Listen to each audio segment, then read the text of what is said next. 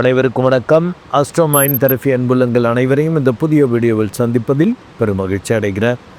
Astro mind therapy சார்பாக மாத அறிவுறுத்தல்கள்ங்கிற video ஒவ்வொரு மாதமும் 12 ராசிகளுக்கும் போட்டு வர, அந்த வகையில் டிசம்பர் 20 முதல் ஜனவரி 20, 2026 துலா லக்னம் அண்டு துலாராசி அன்புள்ளங்களுக்கு என்ன மாதிரி பலன்கள் ஏற்பட போது, அவங்களுக்கான அறிவுறுத்தல் என்ன அப்படிங்கிறது தான் இந்த வீடியோவில் பார்க்க போகிறோம். துலா லக்னம் அண்டு துலாராசி அன்புள்ளங்களுக்கான அறிவுறுத்தல் என்பது அதிரடியும் ஆடம்பரமும் போட்டி போடும் மாதம். மீண்டும் உங்களுக்கான தலைப்பை அறிவுறுத்தலை கொடுக்குறேன். அதிரடியும் ஆடம்பரமும் போட்டி போடும் மாதம். இப்போ இந்த அறிவுறுத்தல் தலைப்பில் இருந்து புரிஞ்சிருக்கலாம். அதிரடி காட்டுவீங்க, ஆடம்பரமும் பண்ணுவீங்க, ஈக்குவலாக 2 வேலையும் நடக்கும். எது மிஞ்சுது அப்படின்னு இருக்கும்.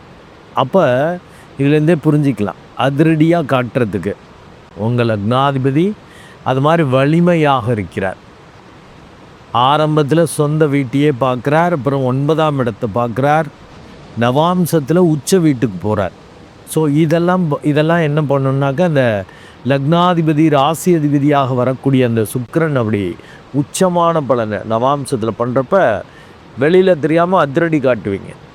ராசியிலே உச்சமாக இருந்தீங்கன்னா வெளியில் தெரியும், அம்சத்தில் இருக்கிறப்ப வெளியில் தெரியாமல் பெரிய ஆளாக உங்களை வெளிப்படுத்துகிற மாதிரி உங்கள் செயல்பாடுகள், உங்களுடைய இது இருக்கும், வெளிப்பாடுகள் இருக்கும். அப்படி பட்டுன்னு அந்த மாதிரி அதிரடி காட்டுறது அப்படிங்கிறது அந்த சனி பகவான் உங்கள் புத்திக்குரியவர், 4, 5க்குரியவன் 6ஆம் இடத்துல இருக்கான். ஒரு பாவக்கோள் 6ஆம் இடத்துல இருக்கிறப்ப சூப்பர். எதற்கும் பயப்பட மாட்டீங்க, எதாக இருந்தாலும் பார்த்துக்குவோம், வர்றது வரட்டும் செய்வோம் அப்படின்னு. என்ன இது 5 குடையவன் 6ல் இருக்கிறப்ப கொஞ்சம் மற்றவங்கள்ட்ட உள்ள கெட்டதை பார்க்குறத கொஞ்சம் தவிர்த்துக்கங்க. ஏன்னா நல்லது கூட கெட்டது தான் கண்ணில் டக்குன்னு தெரியும். மற்றவங்கள்ட்ட உள்ள கெட்டதை ரொம்ப பார்க்க வேண்டாம். எல்லாத்தையும் நல்லது கெட்டது இருக்க தான் செய்யும். ஸோ இந்த மாதம் அது மாதிரி பண்ணிட்டீங்கன்னா நல்லது. அதிரடி காட்டுறப்ப நிதானமும் வரும். தேவையில்லாமல் ஒரு சின்ன இதுக்காக ஓவராக தப்பு, சின்ன தவறுக்காக, சின்ன இதுக்காக ஓவராக பண்ணிடுவீங்க. அந்த தப்பு தவறு அந்த வித்தியாசம் தெரியாமல் போயிடும். இந்த அதிரடி காட்டுறப்ப அவர் தெரியாமல் செஞ்சுருப்பார், அவர் வேணும்னே தப்பாக செஞ்ச மாதிரி. அதான் தப்பும் தவறும் என்னென்னா, தவறு அப்படிங்கிறது எதிர்பாராமல் நடக்கிறது, தப்புங்கிறது வாண்டடாக செய்கிறது. தெரிஞ்சே இது தவறு, இது செய்யக்கூடாதுன்னு தெரிஞ்சே தனது சுயநலத்துக்காக வேறு வழி இல்லை, இப்படி தான் செய்கிறோன்னு செய்கிறது தப்பு. ஸோ அது தப்பு பண்ணவங்க மாதிரி ஓவராக பிஹேவ் பண்ணுறதுக்கான வாய்ப்புகள் உண்டு. அதனால தான் இந்த தலைப்பிலே சொல்லியிருக்கேன். இப்போ அதிரடியெல்லாம் காட்டுறப்ப, ஆடம்பரமும் காட்டுறப்ப அது ரொம்ப பீத்திக்கிட்டால் வம்பு இல்லை. 9ஆம் பாவத்துக்கு இந்த லக்னாதிபதி 9 குடையவன், 9 குடையவன் வர்க்கோத்தமமாக இருக்கிறான். ஆஸ் வெல் அஸ் 2 பேரும் சேர்ந்தே பயணிக்கிறார்கள். அந்த சுக்கிரன் பார்த்திங்கன்னா 13 20 12லேயே அப்படியே விருச்சிகத்துலேருந்து தனுசுக்கு போயிடுவார், 9ஆம் பாவத்தை பார்ப்பார். புதன் பார்த்திங்கன்னாக்கா 29 12 அப்படி போகிறார். அங்கே 9ஆம் பாவத்தை லக்னாதிபதி ராசி அதிபதி ஆஸ் வெல் அஸ் 9ஆம் இடத்ததிபதி பார்க்குறப்ப ஆடம்பரம் பண்ணுற மாதிரி, புகழ் மரியாதை திருப்திக்காக நான் என்ன வேணாலும் செய்வேன், திருப்தி சந்தோஷத்துக்காக நிம்மதிக்காக எதை வேணாலும் செய்வேன்னு ஓவராக கணக்கு வழக்கு பார்க்காம செலவு பண்ணுறது, அது மாதிரிலாம் பண்ணுறதுக்கான வாய்ப்புகள் உண்டு. அண்டு அவரே அப்புறம் 4ஆம் இடத்துக்கும் போவார். இப்போ சுக்கிரன் பார்த்திங்கன்னா 13/1/2026 அன்று மகரத்திற்கு நட்பு வீட்டுக்கு போயிடுவார். லக்னத்துக்கு ராசிக்கு 4ஆம் இடம் சுகஸ்தானத்துக்கு போயிடுவார். ஸோ அதனால் சுகமாக இருக்கணும்னு ஓவராக பண்ணுறது, அது காரகோ பவனாசின்னு சுகம் கிடைக்குமான சந்தேகம். ஆனால் நீங்கள் செலவு பண்ணிடுவீங்க பெரிய அளவுக்கு, அதனால் சுகம் கிடைக்குமான்னு டவுட்டாக இருக்கும். பட் புதன் 4ஆம் இடம் போகிறப்ப நல்லா மெடிடேட் பண்ணிட்டீங்கன்னாக்கா அந்த ஞானம் கிடைக்கும் பெரிய அளவுக்கு. நான் பல வீடியோஸில் சொல்லியிருப்பேன், இந்த துலா ராசிக்கு, அதுலேயும் குறிப்பாக சுவாதி நட்சத்திரத்துக்கு, துலா ராசி துலா லக்னத்துக்கு இந்த மெடிடேஷன் தியானம் ஒர்க் அவுட் ஆகும். அதுலேயும் குறிப்பாக சுவாதி நட்சத்திரம் இருப்பேன். ஸோ இப்போ 4ஆம் இடம் போகிறப்ப 9ஆம் இடத்ததிபதி, தட் இஸ் கோணாதிபதி கேந்திரத்தில் இருக்கிறப்ப சூப்பராக இருக்கும். பெரிய அளவுக்கு அந்த மெடிடேட் பண்ணிட்டீங்கன்னாக்கா உங்களுக்கு அந்த வித்தை வரும், வித்தை கைகூடும். ஏன் எப்படிலாம் தெரியாது, என்னமோ தோணுச்சு செஞ்சேன்னு சொல்லி பந்தா விட முடியும். அதனால தான் அதிரடியும் ஆடம்பரம் என்னமோ தோணுதுன்னு அதிரடியாக செய்வீங்க. பெரிய கால்குலேஷன், பெரிய சேஃப்டி பிளேலாம் பண்ண மாட்டீங்க. 5ல் ராகு 11ல் கேது இருக்கிறதும் பெரிய அளவுக்கு லாபத்தை கொடுக்கும். புதிய நூதன வித்தியாசமான வேலைகள் செய்வதெல்லாம் பண்ணுவீங்க. என்ன குரு பகவான் 9ஆம் இடத்துல இருக்கிறது சிறப்பு. பட் வக்ரம் பெற்று போய் பார்க்குறார். அதனால் சற்று குழப்பம் வரும். அதை மீறி 3 6 குடையவன், அதை மீறி சனி பகவான்லாம் உங்களுக்கு நல்லது பண்ணுறார். அதிரடி காட்டுறதுக்கு அவர் உதவுவார். என்னதான் குழப்பம் இருந்தாலும் கடவுள் மேலே பாரத்தை போட்டு செய்வோன்னு சொல்லி நீங்கள் செய்கிறதுக்கான வாய்ப்புகள் உண்டு. உங்களுக்கு குறிப்பாக 3ஆம் பாவத்துக்கு கிட்டத்தட்ட ஆல்மோஸ்ட் 7 கோள்கள் ஒர்க் அவுட் ஆகும். அதனால தான் தைரியம் இருக்கும். 3ஆம் பாவம் அப்படின்னாலே முயற்சி, தைரிய, வீரிய, பராக்கிரமஸ்தானம்பாங்க. அங்கே 7 கோள்கள் 11ஆம் இடத்தை விட அங்கே இருக்கார். அப்போ பேராசையோடு செயல்பட வைக்கும். பெரிய மனுஷத்தனம் வரும் உங்கள் முயற்சியில். அலட்சியமாக பெரிய பெரிய சிக்கலான ரொம்ப ஒரு என்ன சொல்கிறது, பயப்படக்கூடிய விஷயத்தை விட அசால்ட்டாக அலட்சியமாக பண்ணுவீங்க. பார்ப்போம் அவர் மேலே பாரத நம்ம செய்கிறது கரெக்ட் இல்லை. ஏன்னா துளாராசி தராசு சிம்பல், நியாய தர்மம் பார்க்கக்கூடியது. அசுர குரு, நல்லவனுக்கு நல்லவன் கெட்டவனுக்கு கெட்டவன், அவ்வளோதான். கெட்டது பண்ணால் கூட அவன் கெட்டது பண்ணதால் நான் பண்ணுறேன், நெகட்டிவ் பாசிட்டிவ்ங்க. அந்த மாதிரி இப்போ 3ஆம் இடம் வலுக்கிறது சூப்பராக இருக்கும். 2 7 குடையவனும் 3ஆம் இடத்துல இருக்கான். மற்றவங்களோட இணைந்து செயல்படக்கூடிய தன்மையும் வரும். மற்றவங்களுக்காக விட்டு கொடுக்கக்கூடிய தன்மையும் வரும். ஆனால் சகோதரிகள் வழியில் கொஞ்சம் அளவோடு வச்சுக்கணும். அவங்க வழியாக தான் கண்டங்கள் வரும். உங்களை பற்றி முழுமையாக தெரிந்தவர்கள் வழியாக தான் கண்டங்கள், பிரச்சனைகள், மாரகத்திற்கொப்பான கண்டங்கள் வர மாதிரிலாம் வரும்.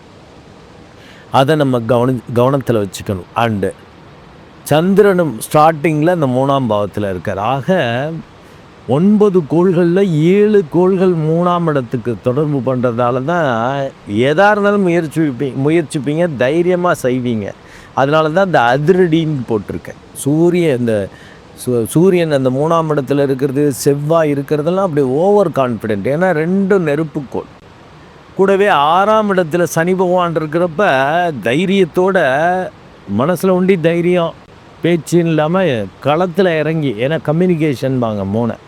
6னா செயல்பாடு. இந்த சனி பகவான் செய்ய வைப்பார். ஏன்னா 10ஆம் இடத்தையும் அவர் பார்க்குறப்ப சும்மா இருக்க விட மாட்டார். நல்ல தசாபத்தி இருந்துருச்சுன்னு வச்சுக்கோங்க, பெரிய அளவு பாதிப்பு கிடையாது. பந்தாவிட்டிருப்பீங்க, பெரிய அளவுக்கு வெற்றியை பார்த்துருப்பீங்க, பெரிய அளவுக்கு ஆடம்பரமாக செலவு பண்ணியிருந்தால் கூட அது ஒரு திருப்தி, சந்தோஷத்தை கொடுத்துரும். இப்போ கெட்ட திசாபுத்தியாக இருந்தால் அதிரடி காட்டி ஏதாவது சிக்கலில் மாட்டுறது, இல்லை ஆடம்பரம் காட்டி வெட்டி செலவு, மீன் செலவு பண்ணுற மாதிரிலாம் ஆகிடும். ஸோ துலா லக்னம் அண்டு துளாராசி அன்புள்ளங்கள் இப்போ இந்த மாதம் இப்படி இருக்குங்கிறப்ப கொஞ்சம் யோசிச்சுட்டு அளவோட நிதானமாக ரொம்ப ஆடம்பரம் காட்டாமல், அதிரடி காட்டாமல், உங்களுக்கே தெரியும்ல இப்போ நடக்கிற விஷயங்கள். நல்ல தசாபுத்தின்னா எல்லாம் பாசிட்டிவாக நடந்திருக்கும். பெரிய அளவுக்கு கஷ்டமே இருந்திருக்காது. பொருளாதார வகையில் கஷ்டம், செயல்பாடுகள், வேலை தொழில் ரீதியாக சிக்கல்கள் எதுவும் இல்லாமல் இருக்கும். இப்போ அதெல்லாம் இருக்குது. பொருளாதார ரீதியாக கஷ்டம், வேலை தொழிலில் பிரச்சனை அப்படிலாம் இருக்குது அப்படின்னா நிதானமாக செய்யணும். அதிரடி காட்டக்கூடாது. உங்களை அறியாமல் அதிரடி காட்டுற மாதிரி பண்ணி சிக்கலில் மாட்ட வைக்கும். அது மாதிரி ஓவராக ஆடம்பரம் பண்ணி வெட்டி செலவு, வீண் விரையும், பின்னாடி நினச்சி தூக்கம் வராமல் ஐயோ இப்படி செலவு பண்ணிட்டோமே, இது வெட்டியாக எவ்வளோ முட்டாள்தனம் பண்ணிட்டேன்னு சொல்லி அந்த செலவை சரி பண்ண கஷ்டப்பட்டுட்ருக்கணும். அதனால் பெரிய மேஜர் விஷயங்கள்லாம் செய்கிறப்ப தசாபுத்தியெல்லாம் பார்த்துக்கணும். அதாவது உங்கள் பிறப்பு ஜாதகத்தை மெடிடேட் பண்ணிட்டீங்கன்னு வச்சுக்கோங்க. என்னுடைய அஸ்ட்ரோமைன் தரப்பு அன்புள்ளங்களுக்கு எல்லாவற்றிற்கும் ஒரே தீர்வுன்னு நான் தியானத்தை சொல்லுவேன். ஏன்னா மெடிடேட் பண்ணிட்டா அந்த உள்ளுணர்வு கரெக்டாக சொல்லும். டக்குன்னு தடுத்துக்குவீங்க.